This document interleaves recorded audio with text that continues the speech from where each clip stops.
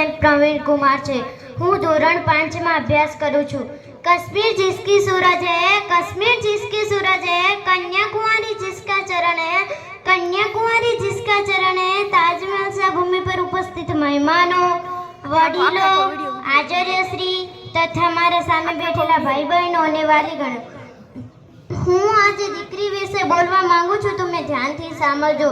દીકરી રૂડી સમાજની મૂડી, દીકરી રૂડી સમાજની મૂડી, દીકરી વિના જિંદગી અધૂરી। દીકરી થઈ તો શું થયું?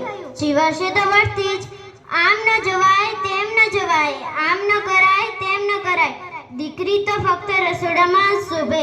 આવા વિચારવાળા માણસો ગામની ગટરની લાઈનમાં શોભે। સાહેબ એક વાત યાદ રાખજો, દીકરી થઈ તો શું થયું?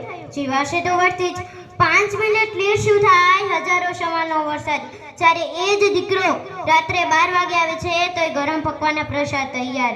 7 વાગ્યા પછી ઘરની બહાર ન નીકળાય તો પછી આમ કેમ નથી કહેતા કરાટા ક્લાસીસમાં કોઈ જોઈને ન કરી લે। माँ है प्यारी, बहन दुलारी, बीबी है पटरानी, तो फिर क्यों करते हैं बेटी से मकरानी। लाडू खावे मासी જોઈએ, સાથ નિભાવવા પત્ની જોઈએ, પ્યાર કરવા માં જોઈએ, રાખડી બાંધવા બહેન જોઈએ। આ બધા રિશ્તા નિભાવે એક દીકરી તો જોઈએ જ ને। જેના ઘરે દીકરી છે તેને હું ગર્વથી કહેવા માંગુ છું, તમારી દીકરીને ચંદ્ર જેવી ના બનાવતા કે લોકો તેને ઘૂરી ઘૂરીને જોવે। તમારી દીકરીને સૂર્ય જેવી બનાવજો, લોકો જોતા જ નીચું ઝૂકે।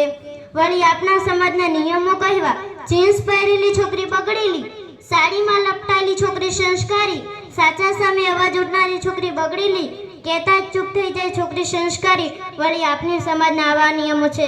જય હિન્દ।